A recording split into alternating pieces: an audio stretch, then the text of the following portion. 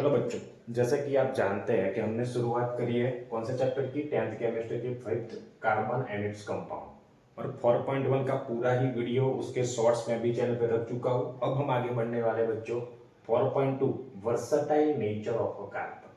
यानी कि ये कार्बन का वर्सटाइल नेचर, वर्सटाइल यानी कि एक ही बंदे का अलग अलग नेचर, वो कैसे, कंडीशन के अकॉर्डिंग। तो अब वही हम देखने वाले हैं। तो देखते हैं। तो सबसे पहले बच्चों आपको आइडिया तो होगा ही, यही वाला आपका जो पेज है वर्सटाइल नेचर ऑफ कार्बन, मैं यहां से यहां तक का करवाने वाला हूं। जितने भी इंपॉर्टेंट पॉइंट्स निकल के आ रहे सारे के सारे मैंने कवर किए हैं, जो एग्जाम में पूछे जा चुके हैं। छोटे छोटे पीवाईक्यूज, एमसीक्यू सभी कवर्स किए इसके अंदर। तो आप अच्छे से देख लोगे 5-10 मिनट में, और एक बार लिख लोगे तो आपको अच्छे से आइडिया आ जाएगा कि सर कहना क्या चाह रहा है इसके अंदर। और अभी भी आगे वाले वीडियो नहीं देखे तो एक बार देख लो तो आपको थोड़ा अच्छा आइडिया आ जाएगा, और कुछ नहीं। तो सबसे पहले ये जो पहला पॉइंट है हमारा इसके अंदर, जो पहला पॉइंट कैटेनेशन, तो वो मैं सबसे पहले वो समझाने वाला हूं। तो सबसे पहले ये देख लेते हैं कि पहले पॉइंट में कैटेनेशन की डेफिनेशन हमें वो समझा रहा है कि सर कैटेनेशन यानी क्या। ये कार्बन के अकॉर्डिंग, ये कार्बन का जो versatile nature of a carbon है, तो वो कैटेनेशन पॉइंट हमें कहना क्या चाहता है, मोस्ट इंपॉर्टेंट है, एग्जाम के अंदर पूछा जा चुका है। तो आपको अच्छे से याद रखना है, पीवाईक्यूज में ये आ चुका है कि बच्चों कैटेनेशन किसको बोलते हैं। तो देख लेते हैं।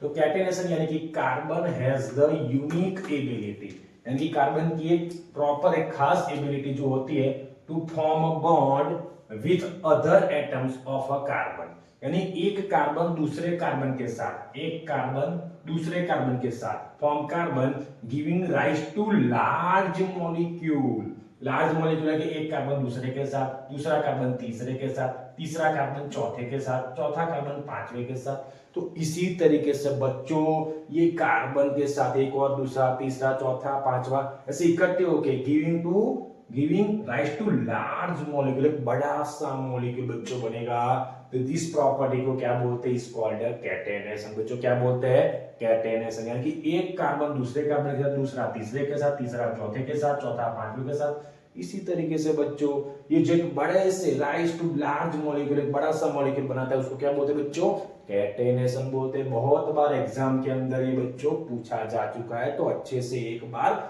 समझ लो, एक बार लिख लो, आ जाएगा आपको।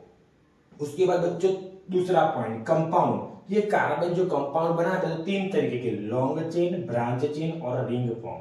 यानी कि कार्बन जो नॉर्मली बच्चों जुड़ता है ना वो लॉन्ग चेन में, यानी कि ये देखो ये कैसा हुआ, 1 2 3 4 5, एक बड़ी सी लॉन्ग चेन बनी।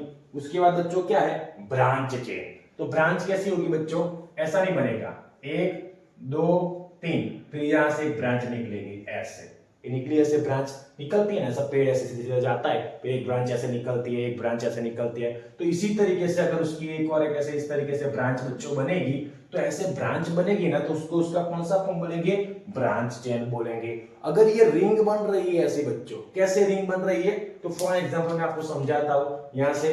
अगर रिंग बन रही है तो एक कार्बन, फिर दूसरी कार्बन, ये तीसरा, ये चौथा, ये पांचवा, ये छठा, ये सातवां। तो इस तरीके से अगर गोल गोल गोल गोल ऐसे बच्चों कुछ बनेगा ना, तो उसको उसका रिंग फॉर्म बोलेंगे। कौन सा फॉर्म बोलेंगे बच्चों, रिंग फॉर्म। तो इसी तरीके से बच्चों जो हमारा कार्बन है ना, वो कार्बन नॉर्मली लॉन्ग चेन में पाया जाता है, ब्रांच चेन में पाया जाता है, और रिंग फॉर्म में भी पाया जाता है। उसके बाद carbon link by single, double और ट्रिपल बॉन्ड। कार्बन कार्बन से एक बॉन्ड, कार्बन कार्बन से डबल बॉन्ड, कार्बन कार्बन से ट्रिपल बॉन्ड। तो ऐसे तीन तरीके से वो जुड़ सकता है। अगर कार्बन कार्बन से सिंगल बॉन्ड से बच्चों जुड़ेगा तो उसको बोलेंगे सैचुरेटेड कंपाउंड। कौन से बोलेंगे बच्चों, सैचुरेटेड, यानी कि वो कार्बन कार्बन के साथ एक सिंगल बॉन्ड से जुड़ा हुआ है। अगर कार्बन कार्बन के साथ डबल बॉन्ड और कार्बन कार्बन के साथ ट्रिपल बॉन्ड से बच्चों जुड़ा हुआ होगा, तो उसको बोलेंगे बच्चों हम अनसैचुरेटेड कंपाउंड। क्या बोलेंगे उसको, अनसैचुरेटेड कंपाउंड बोलेंगे बच्चों। तो आई होप सो यहां तक कैटेनेशन कंपाउंड की जो चेन हो उसके बारे में, carbon single double triple, single हो तो सैचुरेटेड, डबल ट्रिपल हो तो अनसैचुरेटेड। इसी तरीके से अगला पॉइंट बढ़ते हैं कि carbon carbon is a very strong and stable. यानी कि बच्चों ये एक कार्बन दूसरे कार्बन के, दूसरा तीसरे के साथ, तीसरा चौथे के साथ, चौथा पांचवें के साथ, ये जो जुड़ता है ना, ये carbon and carbon is very strong and stable, बहुत ही स्ट्रॉन्ग होता है और स्टेबल होता है। इसको तोड़ना आसान नहीं है बच्चों। आगे carbon has a valency of 4, यानी कि कार्बन की वैलेंसी बच्चों कितनी होती है? 4 होती है। यानी कि एक कार्बन के साथ बच्चों, एक जो हमारा कार्बन होता है, तो एक कार्बन के साथ 1 2 3 और 4, मैक्सिमम से मैक्सिमम बच्चों 4 एटम, 4 एलिमेंट जुड़ सकते हैं, उससे ज्यादा जुड़ सकते नहीं है। आपको अच्छे से याद करना है। ओके बच्चों, अच्छे से आपको याद रखना है ये। इसलिए कभी भी कार्बन की वैलेंसी 4 से ज्यादा बच्चों ना हो जाए। अगर वैलेंसी क्या है इसके बारे में तो हम आगे भी पढ़ चुके, थोड़ा समझा चुका हूं मैं आपको आगे, कि carbon are form with O2, H2, N2, sulphur, chlorine and many other element. यानी कि कार्बन जो बच्चों है ना, वो कार्बन ऑक्सीजन से जुड़ सकता है, कार्बन नाइट्रोजन से जुड़ सकता है, कार्बन हाइड्रोजन से जुड़ सकता है, कार्बन सल्फर के साथ, कार्बन क्लोरीन के साथ। तो बच्चों इसी तरीके से हमारा जो कार्बन है, oxygen, nitrogen, hydrogen, sulphur, chlorine and many other element, बहुत सारे एलिमेंट के साथ इस तरीके से जुड़ सकता है। ये भी एक प्रकार की उसकी खास प्रॉपर्टी है। उसके अलावा बच्चों स्ट्रॉन्ग बॉन्ड, तो carbon is it's a small size. अगर ये याद रखना कब स्ट्रॉन्ग बॉन्ड होता है और कब वीक बॉन्ड होता है बच्चों, तो ये याद रखना, ये ऐसे आपको याद रखना है। अगर carbon is it a small size, अगर ये जो हमारा बच्चों कार्बन है, इसके अंदर ये कार्बन, अगर एलिमेंट की साइज छोटी, यानी कि ये हमारा कार्बन है इतना छोटा सा है, ये कार्बन इतना छोटा सा है, तो इसके बीच में जो बच्चों बॉन्ड बनेगा ना, वो बॉन्ड कैसा होगा? स्ट्रॉन्ग बॉन्ड होगा। कैसा होगा बच्चों? स्ट्रॉन्ग बॉन्ड होगा। इसके अंदर वीक बॉन्ड, तो बच्चों वीक बॉन्ड किसमें होगा?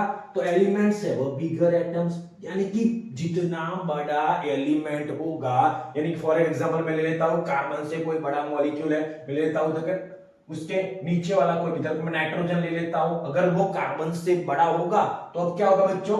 अगर ये कार्बन से इसकी साइज इतनी है और ये नाइट्रोजन की साइज इतनी है, ये नाइट्रोजन इसकी साइज इतनी है, तो इन दोनों के बीच में जो बच्चों बॉन्ड बनेगा ना, वो वीक बॉन्ड होगा। कैसा बॉन्ड होगा? Weak bond. तो आपको याद रखना है कि बड़े एटम के बीच जो बॉन्ड बनता है वो वीक होता है, और छोटे एलिमेंट, छोटे एटम के बीच में जो बॉन्ड बनता है वो कैसा होता है बच्चों? स्ट्रॉन्ग बॉन्ड होता है। कैसा होता है? Strong bond. यहां तक पूरा का पूरा ये टॉपिक यहाँ पे खत्म होता है। यहाँ नीचे तक को एक बार अच्छे से पढ़ लेना, समझ लेना, और मैक्सिमम से मैक्सिमम बच्चों के साथ बच्चों शेयर करना। यही आपके एग्जाम के अंदर मैं निकाल के दे देता हूं। ये पीवाली पूछा जा चुका है, ये भी पूछा जा चुका है। इससे सैचुरेटेड किसको बोलते हैं, अनसैचुरेटेड किसको बोलते हैं। इसके अलावा ये टॉपिक स्ट्रॉन्ग वाला, ये स्ट्रॉन्ग बॉन्ड और वीक बॉन्ड, ये दोनों ही एग्जाम के अंदर पीवाईक्यूज पूछे जा चुके हैं। तो ये भी आपको बहुत अच्छे और बढ़िया तरीके से बच्चों याद रखना है। और सबसे मोस्ट इंपोर्टेंट कैटेगराइजेशन की डेफिनेशन आपको वो बहुत ही बढ़िया तरीके से बच्चों याद रखनी है। एक बार अच्छे से नोट में लिख लेना, फिर एक बार पढ़ लेना और 2-3 बार गुनगुना देना, अच्छे से आइडिया आ जाएगा। ओके, कुछ करने जैसा नहीं है। अगर आपको ये पॉइंट, मेरी स्ट्रेटेजी, काम करने का तरीका आपको अगर पसंद आ रहा है तो मैक्सिमम से मैक्सिमम बच्चों के साथ बच्चों शेयर करो। ये जो भी एग्जाम आने वाली है इसके लिए बहुत ही मोस्ट इंपोर्टेंट होगा। ओके बच्चों, तो थैंक यू।